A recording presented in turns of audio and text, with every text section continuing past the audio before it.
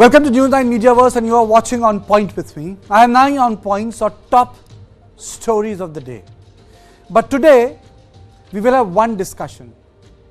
We will have 9 headlines, but we will have one discussion, and this is the special edition on Manipur.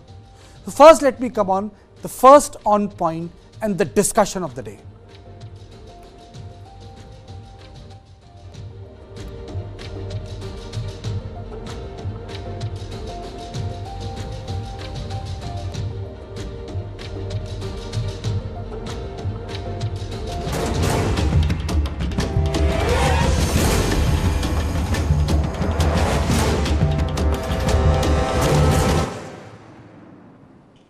Yes, I am talking about Manipur.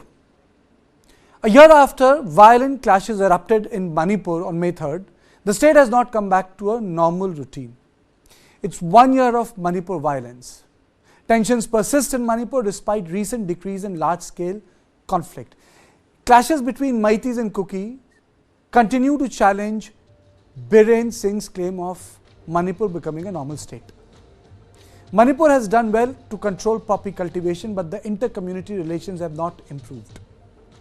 More than 200 lives have been lost, over 60,000 people displaced, and numerous cases of sexual violence against women have been reported. Last week, 2 CRPF personnel were killed in a deadly gun battle, a first in Manipur. Thousands of firearms and rounds of ammunition remain accounted for, posing a big threat. Security personnel note that much of the ongoing gun violence is carried out by locals using stolen weapons. So my discussion on Manipur, this special edition, is divided into 4 parts. It's very clear. The 4 parts are, the first part we are going to talk about the people who have been displaced. Then we are going to talk about Armbai Tangal and Meiteis. Then we are going to talk about the issue of 6th schedule. And then we are going to talk about drug smuggling. But right now, the thing which has happened peacefully is polling. But even during polling, there were reported incidents of firing, booth capturing and destruction of EVMs. And despite all attempts at reconciliation, internal division and complex issues remain. And over a period of hour, we will discuss them. So I am joined by Hijang Misao, social activist, Rami Niranjan Desai, author and scholar, Northeast region. I am also joined by Suhas Chakma, Director, Rights, Risk and Analysis, and General Ashwani Sivach.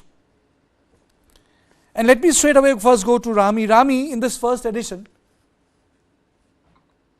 which is divided into 4 parts, we are going to talk about reconciliation and the people who have been displaced. Has the reconciliation happened in a year or not? Good evening, Karthikeya. You've posed a tough question right at the outset, as we all reflect back on the last 1 year and what we've seen, what Manipur has had to go through. At this point, I think, the mood is somber, when we think about how prolonged this exercise became, this conflict became. There isn't really there isn't really a balancing factor any longer. But, Karthikeya, I have to tell you, reconciliation is a difficult process. It's not a process that can't happen. We've seen the rates of incidents come down. We have seen some amount of relative peace, even if it's in certain spurts. There's always been little spurts of violence, little spurts of incidents, that always try to derail the peace process. One also wonders who are these vested parties that are interested in keeping this sort of conflict alive. Or secondly, is the fact that it's taken on a life of its own, wherein, the kind of advantages that have permeated into groups that are, anti-national, anti-community. It's almost for them become a way to manipulate this situation, to, to be able to take out the most out of this situation for their own personal vested interests. Now, if you were to ask me of reconciliation, And really, if we were to look at it rationally at this point, we have to be able to dream a little bit, We can't constantly be a part of that cycle where, we think it's never going to happen, even though that, it seems like a daunting process. Okay. I I think, Kartike, it is incumbent on, our young people, our educated people, people from both the communities. I have spoken to people from both the communities who are extremely rational, extremely tired of this conflict and wanted to end. And I think, it's time where people let bygones be bygones. I'm not saying that accountability should not be asked for. There is a time, there is a place for Okay. that. But Point at taken. this, Point taken, Rami. There are three more guests. Mr. Misal, you have been part. You were in Delhi. You were part of the protest that has taken place. What is the sense of reconciliation from the perspective of the Kuki community, the people who have been displaced? And I just request you, let's keep it to these four topics. The word is Okay, reconciliation. thank you, Hejam. Kartiki. Today, I'm quite privileged to be part of this protest held in the heart of the capital city. And what I strongly said was like, who doesn't want peace? There's nobody, especially in Manipur, who doesn't want peace. But peace without any kind of justice, peace without justice is something which we will never accept. So we are making slogans, shouting, saying we want justice. There are numbers of families who are displaced, whose livelihood are totally destroyed. The lands they have left, and there are hundreds of lives taken. And if these laws, if you don't compensate, if you're not giving justice to that loss, I don't think reconciliation is a far-fetched cry, and that might not happen, because we won, as Rami was saying, everybody's tired. I'm also tired. Children are tired. Young people are tired. Aged parents are tired. Who wants all this violence? Who wants all this killing? But if something has to end, there should be a logical conclusion. Without any logical conclusion, you cannot even dream or think of reconciliation or the so-called peace. So without any reconciliation, there cannot be peace. And without any justice, there cannot be reconciliation. That's what I strongly put up today in the protest. So the key word is justice. Justice is required for reconciliation. Mr. Chakma? Well, I think at certain stage, reconciliation has to come. I mean, Manipur is not the exception. I think everywhere when the conflicts take place, it's natural that it takes its own time for the people to come to the terms.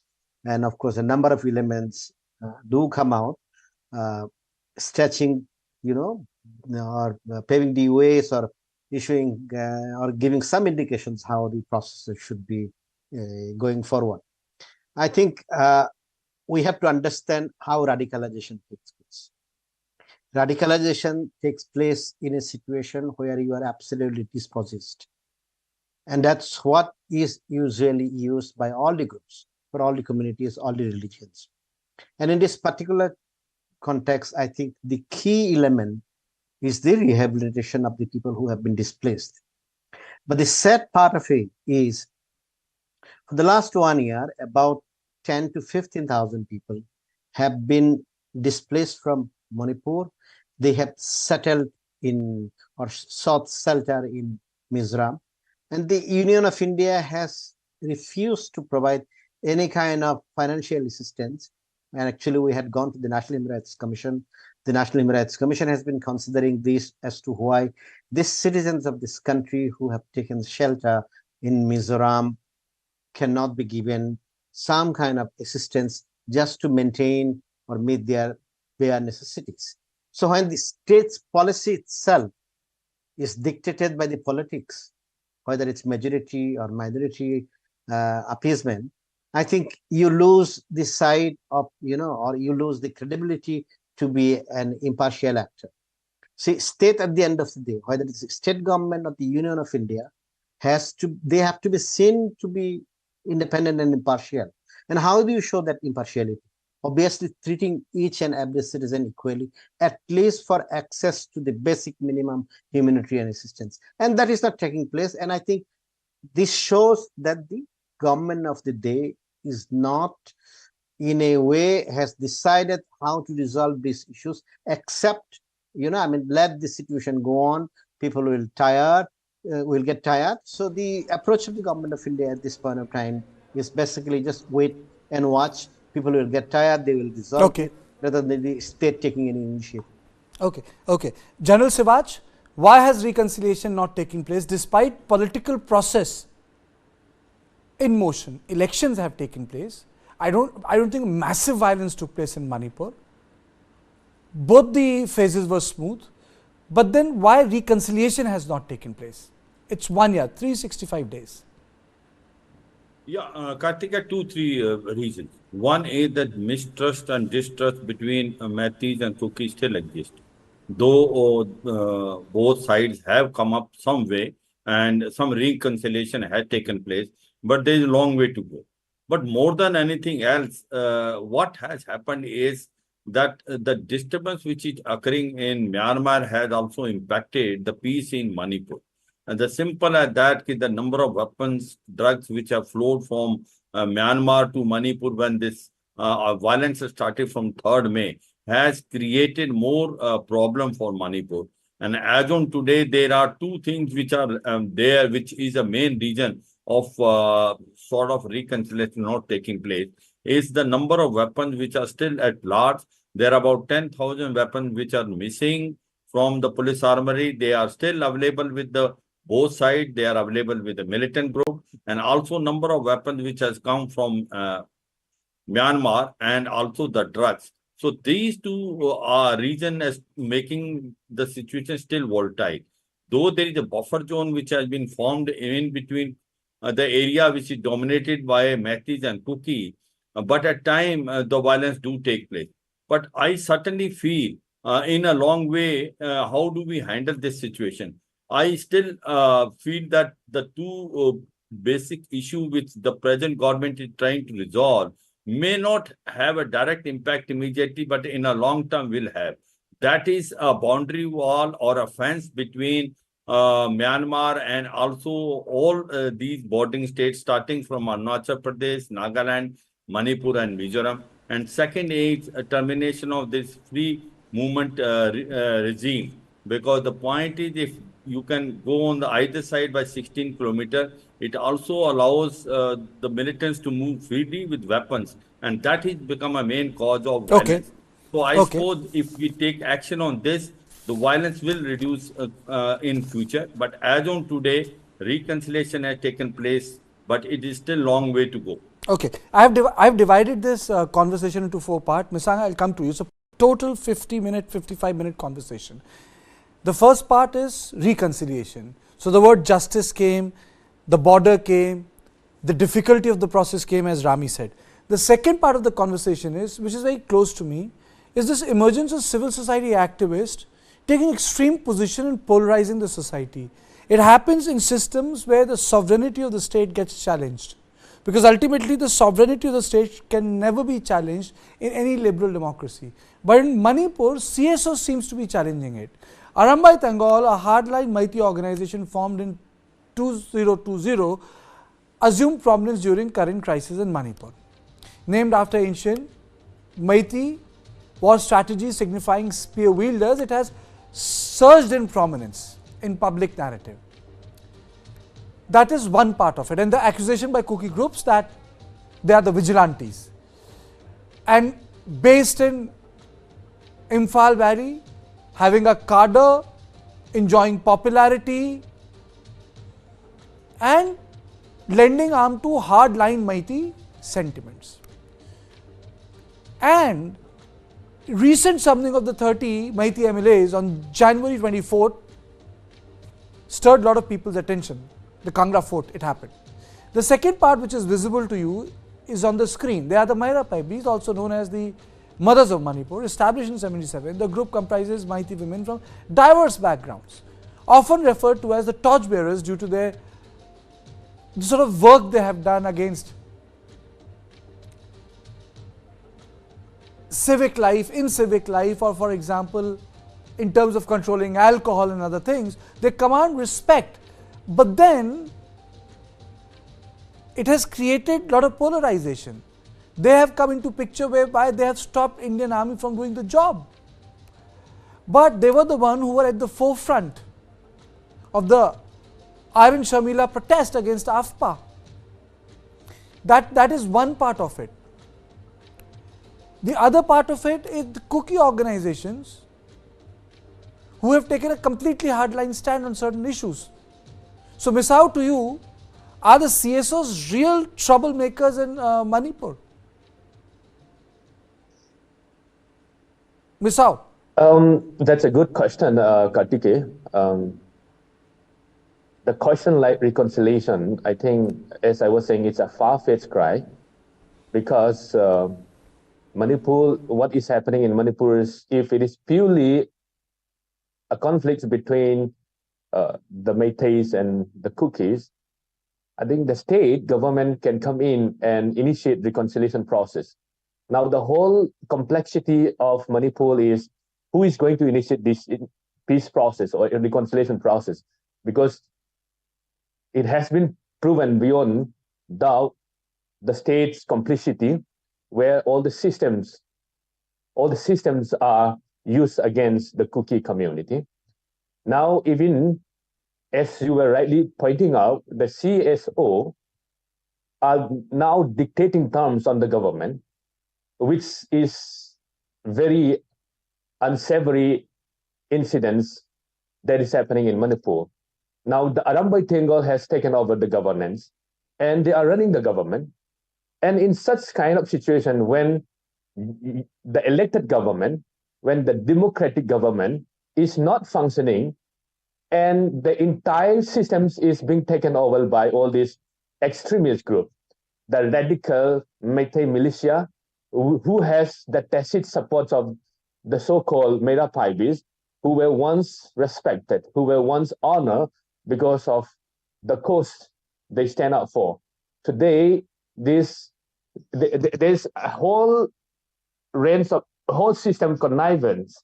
The extremist group, the radical, the CSOs, the Meiteis, and the government, the whole systems, the whole of Manipur is conspiring against this particular community.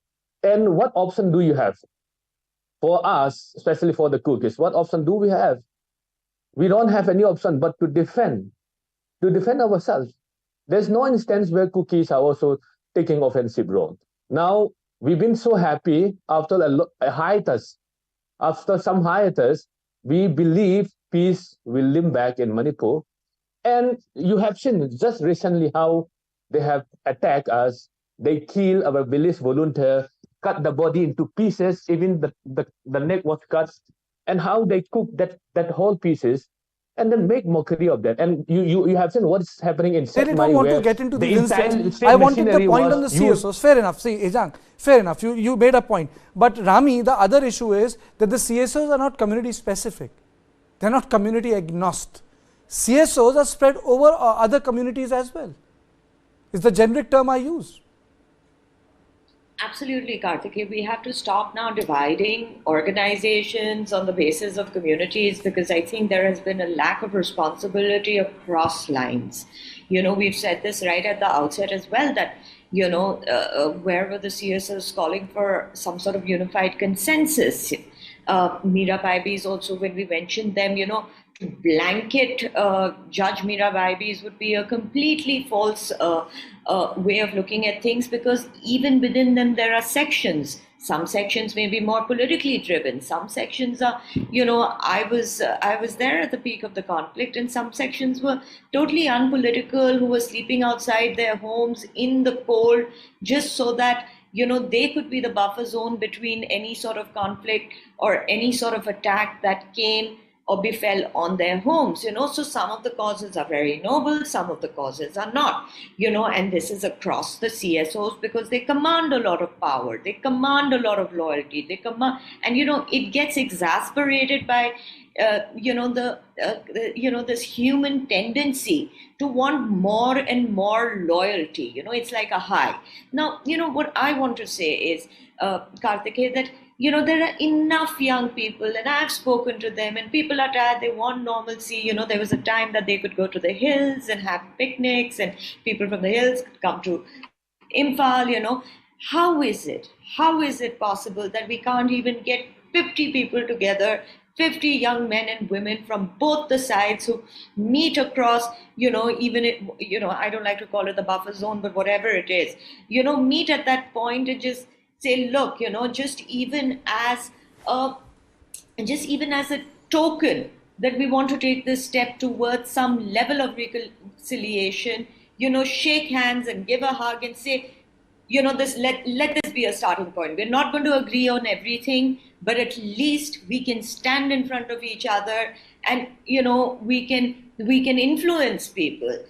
So I think the point of hate is over, the point of aggression is over, and anybody who takes this step, history will remember them very kindly. And I really hope that something simple as this can become into something bigger. I wish this is 1 year of the Manipur conflict. I wish next year we are not talking about it. We're talking about how Manipur became an example of bringing peace back into a really fragmented society. Mr. Chakma, I know you have been part of multiple programs I have done, and multiple times I have asked this question. But there is also one thing which I have seen. I have realized that most of the mainstream politicians have not pushed these CSOs enough, a section of these hardline CSOs enough. They have won their seats, but they haven't done their social duty enough. I don't know. I don't know that. Is it because it's really dangerous even today to do that social act? Well, I think, we have to, at the end of the day, understand a couple of elements into it. The first element is, if we call it civil society, I think it's an abuse of the word. They are not civil society. They are uncivil society. They are vigilante groups. They are basically a reflection of the failure of the state. Where the edifice of the state structure doesn't exist, then you will have these civil society organizations, uncivil society organizations, or, communal organizations coming up and playing the role of the protector, vigilante, whatsoever you call. And because the state doesn't exist, it cannot provide the space to the mainstream political leaders, and that's why they are not taking any initiative. The fact that both sides, I'm not talking about one particular side, that this kind of community organization, which we should not necessarily call civil society organizations. Civil society organizations are, I think they have a very narrow definition. We talk about the non-governmental organizations, etc. These are community-based organizations which can turn into communal organizations. And they exist and they become so powerful because the state doesn't exist. State fails to deliver its responsibility. Then some people have to come in and play the role or replace or supplant the state itself. When the state doesn't exist, obviously the people who run the state, whether it's from the ruling political parties or the opposition political parties, they do not enjoy that particular space because somebody else has taken over it. So that's why they cannot play this protective role. You cannot approach a communal conflict with thousands of arms floating around, with a tree-hugging approach. It's a law and order issue. Ultimately, we have to realize whether non-state entities can take over the functions of the state. The moment the non-state entities, take over the function of the states, whether it's the Arambai Tengal on the side of the Meiteis or the Kuki insurgent groups on the side of the Kukis, when they dictate the entire community how they should be approaching, we have to remember one thing, that the state doesn't exist. So when the state doesn't exist, obviously this space for genuine civil society organizations, the political leaders, it doesn't exist. I have friends who had to flee. They have been living. I just want to make one thing. Sorry, I'm stopping you. I just want to make one thing very clear to all our viewers. We have created a collage. By purpose, I have not put out those videos. because videos create different emotions. But I have created a collage to tell you that this is what has happened over a year. We have taken special care to still these visuals. We have not played a single video. It is like reminiscing what has happened. We have not imported those videos on screen. It's like a collage, like a text paper, as to this is what has happened in last 1 year. And this is done to create a sense of responsibility, the sort of hell which Manipur underwent in last 1 year. I'm sorry, Mr. Chakma, I had to cut you short because it's time for a break. But after we come, I'm going to talk about in threadbare. That's the second last part of the conversation on the 6th schedule. Before we come to the final, which is drug smuggling, people in control of the poppy fields and their contribution to the current insurgency. I'll be back.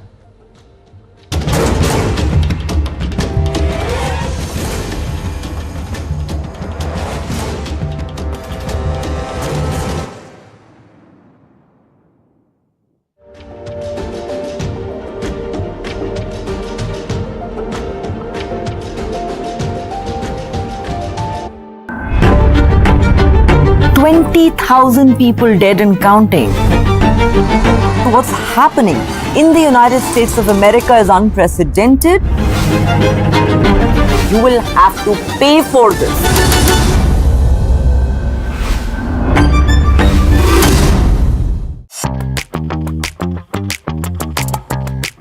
We are trying a lot of experiments, innovations and ideas. We came out with a new format in audio, which is audio series. Listening for content-oriented company in India, which is a very unique proposition. When you look at audio in general, we had music, which is like extremely old format, and then we had podcast. A natural extension to Pocket FM is to move from Hindi to regional content. I think I'd love to see their FY24 numbers, which they claim will be close to 1,000 crores. I think there are talks of them to raise another $80 to $100 million of funding.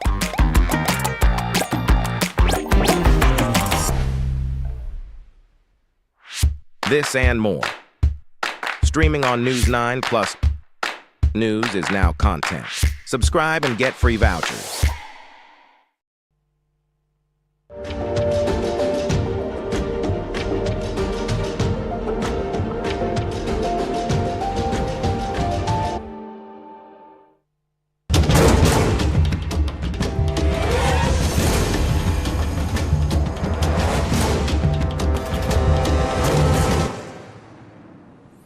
Now let me come back to the 6th schedule. The Kuki community, which predominantly resides in Hill, has been demanding a district, or I would say a distinct administration in the Hill areas. Though 5th schedule is in place, they demand self-governance under the Indian constitution, under the 6th schedule. The difference between the 5th and the 6th schedule is that you also get judicial powers in the 6th schedule, which is not part of the 5th schedule. Now this has been the most vocal demands by the community. But then there is also an issue of territorial integrity of Manipur, on which the Meiteis community is very, very resistant. They feel that this would lead to the collapse of the Manipuri identity and the state. Now, the issue is that the Kukis say, well, they have been driven out of Imphal Valley, the government offices, airports, schools, most of the modern amenities are out of reach. They feel that most of the stuff which is required to them can be given to them under the constitution, which is 6th schedule, and they should have it. And the another part of the problem is where no reconciliation, I would say no resolution has taken place, which is the tripartite agreement that was signed between the 2 Kuki-Zomis insurgents groups and the government of India in 2008. It has not been ratified by the government of India, but we do not know as to what is the conclusion. But the ratification has not taken place, and the Manipur Assembly too had passed a resolution saying that this is not required. So this is one big issue. So General, my straight question to you is 5th or 6th schedule an answer? Kartike, I feel this will create a more sort of difference between both the community. Now the point which is coming is that as far as Manipur is concerned, the way it is located, that there is an Imphal Valley and it is basically surrounded by the hills. In Imphal Valley, there are Meiteis, and in the hill, there are Kukis and Nagas. Now, they are interdependent on each other, and in case if there are different laws, which will follow in the valley as well as on the hills. With the sixth schedule coming, autonomy will more come to the hills. They will also able to enjoy the judicial power. I suppose the functioning of the state will become a problem. And that is why it looks the government is reluctant to give that status of sixth schedule. Also, there is another problem which has occurred on 3rd May. That is when you have given a scheduled tribe status to the Meiteis. Because as on today, Meiteis do not enjoy a scheduled tribe status. It means they are in majority, almost 60 to 70% of population, holding only 20% of area, 80% area they cannot even venture out. So they have also feeling, they agree party, and the way the judgment was given by the High Court that the government must consider also giving a scheduled tribe status was the beginning of the problem. So I suppose that in case if you give a sixth schedule to Kukis and Nagas in the hill tribe, it will further create a difference between both community. The solution seemingly looks to me, the time is a great healer. Feel the situation where whatever is as on today, no scheduled tribe status to the Meiteis, as well as it should remain in 5th schedule. Do not give the power in 6th schedule, because then it will again further create a difference between the Meiteis, Kukis and Nagas. Okay. Rami, is 6th schedule an answer, or is going to create bigger complication? I don't think so. You know, I think there are already hill councils. There are problems within the hill councils. You know, there are tribes, there are sub-tribes that are represented in the hill councils, and sometimes we've seen that there has been a lower representation of the smaller tribes. You know, so there is conflict. There's conflict in decision making. There's conflict in redistribution of the funding that comes in. You know, so on and so forth. And you know, it is problematic. And like my esteemed panelist before me said, that you know, at this point to make any move is possibly not going to be objected by, you know, the rational people on both the sides, but the vested interests now that have become used to this conflict because of the benefits that they are gaining out of this conflict. You know, so any change in status quo right now might change things. Also, you know, this is it's not just judicial powers that you get, but you know, there is great funding that also does come in, you know. So until there is some amount of responsibility, credibility, and streamlining of the processes within the hill councils itself, you know, to give further powers at this point does not make sense. But this goes across communities. And like I said, you know, if there has to be a resolution, that resolution is not at this point going to come through any policy changes. This is going to come through the sheer exhaustion and the sheer belief in people that it is time for peace. And that can be done if there is initiative taken by clean-hearted people. Okay. Misao, is 6th schedule an answer? Do you think that the 6th schedule can really address all the issues? I think, to be honest, we won't be even satisfied with 6th schedule. But what we are demanding is not 6th schedule. I think that should be made very clear. We are demanding separate administration, not less than UT. Now, coming to 6th schedule. But is it, Misao, sorry, I'm interrupting. You haven't interrupted anyone in this show today. But if I recall, the tribal groups in the earlier conversation would say 6th schedule is what they want. And now you have, for the first time in last 1 year, you have used the word union territory. That's what we demand now, because I'm going to tell you some of the history. Because under 371C of the Article of Indian Constitution, the Hill Area Committee was formed. And the district council under the Manipur Hill District Council Act 1971 were instituted to protect the tribal interests. The proper functioning is obstructed time and again. The 6th schedule demand started way back in 1974, and it was always rejected by the state government.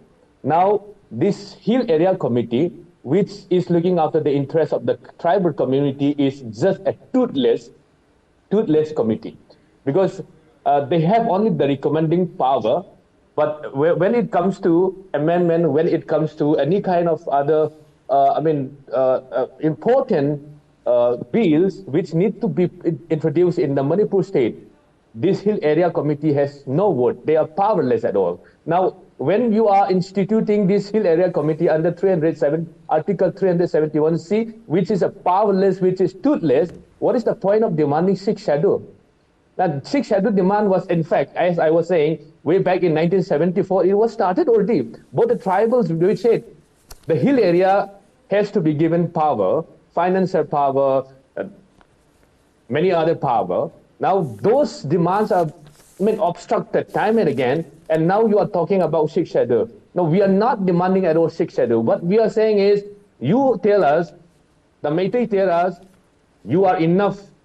You are capable enough to govern yourself. That's why we push you out from the entire valley. And we have no choice. We must ask the central government that we must govern ourselves. We must administer ourselves. That's what we are demanding, not only sixth schedule. Okay. Mr. Chakma, is it possible to create a state within a state? I don't think it's possible. And I don't think union territory is something to which the center will concede. And I really don't think even the sixth schedule is on plate. So what sort of local autonomy is acceptable within Manipur without evoking this feeling that the territorial integrity of Manipur is being challenged? Well, you can demand anything. You can demand even a separate country. But you have to be, realistic. Correct. That you live in a country where the government has not come to protect the citizens, and the government has not come forward to recover the weapons looted or given whatsoever. So you have, demanding is one thing, getting it is completely different. If I am the government of India, I will not grant scheduled tribe status to the Meiteis. I will not change the, the structure which exists at this point of time. And people are talking about sixth schedule. The sixth schedule is what? It's an annexure to the Constitution of India. But in Manipur, you have under Article 371C of the Constitution. So by definition, when you are provided in a separate, article of the Constitution, is it not as powerful or as valid as the sixth schedule itself? So, these are contentious issues. I think, I am not, casting any aspersions, but the government of India or the Manipur government is just trying to bring the situation under control. And this is not the time anybody can discuss any of these issues, because then you will be starting the violence. Stopping the violence when you have Myanmar, having fallen apart completely. They have lost Chin state, they have lost, Rakhine state, the Arakan, then, Saigon region. Then you have a state which has completely failed after 75 years. Then you want to restart your own conflict inside the country. So I don't think any security establishment or anybody who has a little bit sense of what is going on in the Northeast and in the neighborhood, that they are going to discuss these issues. See, this is not the same situation as in Assam. So it was easier for Assam to accommodate the Bodos, to accommodate the others, and etc. In many situations, in the Northeast. Okay. If you look at it, okay, so basically you're saying it's not Assam. Basically you're saying it's not Assam. It's not Assam. The other states are not Assam. Okay, so the last part, let me come to the last part, and the last part is I would say the most important part, and I'll come to General first. Rami, you also wrote an article, I'm going to come to that, and the Chief Minister Biren Singh had also, put out a tweet in which he said, in a video and the text that was intertwined, that 996 new villages had emerged due to illegal immigration from Myanmar since 2006, not only causing enmity within communities in the state, but also destroying massive forest cover. And Rami, you wrote an article that poppy fields in the hills of Manipur are guarded by armed groups with deep connection to Myanmar illegal processing units, ethnic armed organizations, ruffled by the crackdown, manipulated the existing fault lines. Innocent communities in Manipur that had lived side by side peacefully clashed head on without realizing that the strings were not being pulled to their advantage, but to use them as buffers to protect illegal interest on the Indian soil. But this also has one thing. According to the governor of Manipur, as many as 3,010 acres of poppy cultivation were destroyed in Manipur. She credited the government's effort on the war on drugs. So first to you, General, this is an article which Rami has written. There were a couple of quotes, data which we already have. is this also at the heart of Manipur after a year, sort of a, if you look back, is poppy cultivation also at the heart of this conflict? Illegal immigration? Yeah, absolutely. Kartike, both. One is illegal migration. Second thing is cultivation of poppy is part of a problem. The reason is simple. You know, the problem is occurring in Myanmar. The situation is going from bad to worse. The militant groups are taking over. Military junta is on the run. And over a period of time, what has happened is that the Chin population which was there in Myanmar slowly and surely start moving toward Manipur because the borders were very free to come, and they settled down in a hilly area which was dominated by the Kukis. And since those hilly areas were not populated, it was easier for this Chin population to come and settle down, though very illegal. And they have done two things. One is they have done the deforestation, and second thing is they have done a poppy cultivation. So both are wrong. So therefore, the problem which is in Myanmar has now come in India by the fact that there is no boundary between India and Manipur. There is no fencing. And second thing is this free movement regime also create a problem. So I certainly feel that this is a part of a problem. One is that illegal migration which has taken place over a period of time from Myanmar to Manipur. And second thing is drugs which are flowing, and also illegal weapons flowing. And third thing is that the poppy cultivation which has taken place in the hill area is a real problem, because this has created a twofold problem. One is the deforestation which has taken place, and second thing is that it has made drugs very easily available in Manipur, and which is a cause of a social injustice and also creating a difference between the society. Okay. Rami, you know, when I read through your article, Drug Lords and Illegal Immigrants, you write one thing. You say that the poppy fields in the hills of Manipur are guarded by armed groups in deep connection to Myanmar's illegal processing unit. And you know, this is one of the older videos. It's a file footage. It's a file footage. It's an old video. It's the middle of the conflict, and I've used this to explain the context that the Chief Minister has been saying that these are the poppy cultivation. So Rami, you know, I just want to ask you this: if this was the awareness, why hasn't the army gone inside these hills and done away with this intrusion? Because you know, you have written. They have, Kartike. I was actually in the hill areas, Okay. right at the. You know, gang lords are running it. You know, you wrote that in the article. So, Kartike, anything to do with drugs is not being, at this level, being controlled by, civilians. This is, these are sort of national elements. These are armed groups, and these are high value crops. I've also said in my article that there has been an increase because they're using sophisticated processes of farming. There has been a doubling of yield per acre. There's also been an increase in prices for the byproducts of the poppy plantations. You need processing units, illegal processing units to produce these. You need to transfer it. So obviously weapons and protecting these fields are important for this sort of drug nexus. I myself was in these Kuki areas, and unfortunately, and I have to say this, unfortunately, what happens is many times on the debates, there are people who probably have some sort of interest in obfuscating the truth.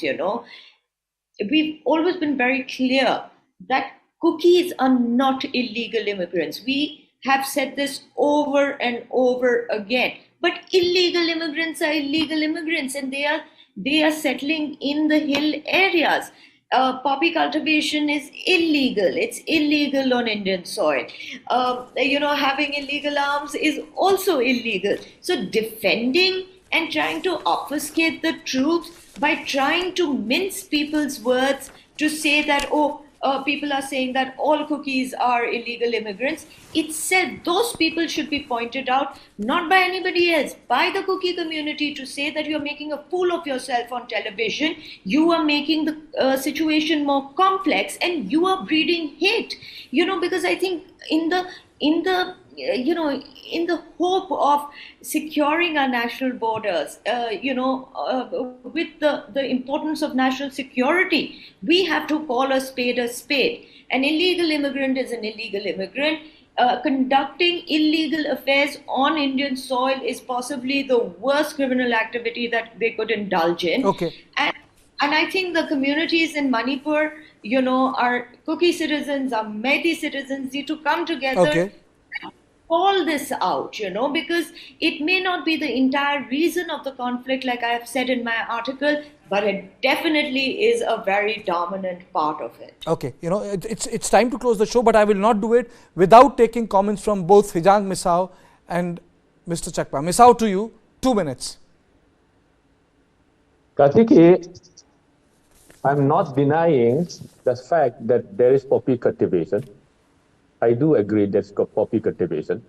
And the visual that you saw where Manipur CM was showing the whole landscape of the hills, I think you need to understand the whole culture of the tribal community, because Zoom cultivation is one integral part of the culture of the tribal community. And that visual itself is the one which we debate in the Manipur local TV, saying that that is the area where the Zoom cultivation is taking place. And that was the time when blooming and flowering of poppy cultivation has to take place. And you didn't see any single blooming of the flower there. So that's why just because he's the Manipur CM, you cannot just take that as a hard fact. I think that's how these people are being misled, and that's how people are being simply buying these whole lies of the people. I'm not saying poppy cultivation is not there. If poppy cultivation is to be the reason why you have to wage war on this Kuki, then why don't you do to the other community? Because the tribal community, both the Nagas and Kukis, are cultivating poppy. If that is the whole point for waging war against the Kukis, why don't you do that? And for that illegal immigrant, I'm not denying the very fact that there are illegal immigrants. There is a system. The state government is there. Why don't you identify those illegal immigrants and deport them back to Myanmar? Why are you waging war on the Kuki on the pretext saying that you are illegal immigrant? And you have seen all the history, how Kukis are contributing towards India's independence. My question is, the question was, illegal immigrants, you cannot... we will have debates, I always tell you, we will always have time for Manipur. Misa, we will always have time for Manipur. Please put Misa on air. Please put Misa on air. Let's remove this photograph. Misani, you are aggravating. I think respect your profession and respect your academic. You said it? See, the larger issue, Misao, is what we are discussing is not the cookies. Is poppy cultivation or drug laws are an issue? Mr. Chakma, are they at the heart of the problem? They are at the heart of the problem. And in fact, I strongly believe that the reason why it led to such a situation is because of the involvement of the drug laws. And when I speak about it, this is not only the cookies. I have seen all over the world, and Manipur is not an exception, that without the participation of these people in the system, the drugs cannot flourish, they cannot pass the border. So there are people who are involved from the system. I don't want to name the person. I will only say two things. One, prior to the start of the conflict in May, if you look at 6 months back, you would see a number of Meitei persons we are arrested, including in Delhi, and they were defined and disowned by a particular minister in Manipur.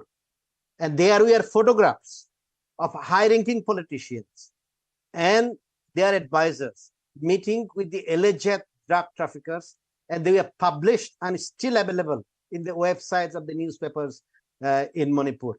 So I don't want to mention the names. It's very difficult to mention the names. Then they will file a case of, defamations, these, that, and etc. It's easier. Let's not get into the names. My question was very simple.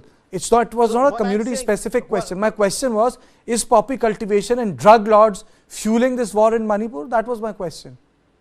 Absolutely, and from both sides, and there are people in the system who are fueling it, and this conflict started, in the beginning. Okay, fair enough. I know, I got your point. You're saying that it's not a Kuki poppy cultivation, it's not a Meitei poppy cultivation. It's a, in poppy cultivation, everyone is involved. It's like agnostic. General Sivach, I'll give you the last word, only 1 minute, and then I'll try to conclude the show. What is the solution to end this poppy cultivation, which Rami has mentioned in an article, which has become the real problem in Manipur? Kartikeya, you have hit the nail on the head. The biggest two problems are illegal migration, and the second is the poppy cultivation. And now, if you have to bring peace again in Manipur, you have to make sure the poppy cultivation has to be stopped. And second thing is that illegal migration which has taken place, they must be deported back to Myanmar. And third thing is those weapons which are still at large, they have to be brought back from the society. Now, if you do these three things, I suppose the peace can come. And the time is the greatest healer, but we cannot close our eyes that in case the poppy cultivation keeps on taking place, then the problem keep on persisting. You have to do away. If the illegal migration still keep on taking of Chin population coming and settling down in the hills of Manipur, the problem will still persist. And third, in case these weapons are not being taken back from the society, the criminalization in the society will still remain. So I suppose if the government do all these three actions, the peace will prevail because both sides want peace. Both sides want the development to take place in Manipur. And as far as the solution is concerned, no immediate solution to come because this can create a problem. The distrust and mistrust has to be reduced. And I suppose the best solution to is take the head of the societies, try to bring them together, reduce this thing, but take action on these 3 points which I told. There is no doubt that has to be stopped in case we want peace in Manipur. Okay, thank you all of you. But my take on the Manipur is that at least a couple of things needs to be done. One, the powers of these civil society actors, which Suhas Chakma very rightly said, they are uncivil society actors who in the garb of civil society work have actually challenged the sovereignty of the state. They really need to be sidelined, whether they belong to the tribal community or the Meitei community or the Naga community. The sovereignty of the state cannot be challenged. They cannot be seen challenging the army, they cannot be seen challenging the Manipuri police, they cannot be seen challenging the state apparatus. I think that is at the heart of the thing. And the second thing that the peace talks which are taking place, which Biren Singh very categorically spoke about, I think some results need to come out quick and fast. He in an interview said that the talks are already taking place. I think there has to be some resolution on table. Third and foremost, I think the elected lawmakers need to be seen in the areas of violence, not to be meeting on the people of their community, but creating an interfaith, inter-community group and then going to other side. कहने का मतलब है कि अगर एक community दूसरी community की हिफाजत लेती है उसकी लीडर्स की, so at least this will trigger the process of people coming back and the ghettoization. Even if people say that, I'm daydreaming, the ghettoization of the society will end. And I think that's the most fundamental task in front of any government, to end the ghettoization that has taken place.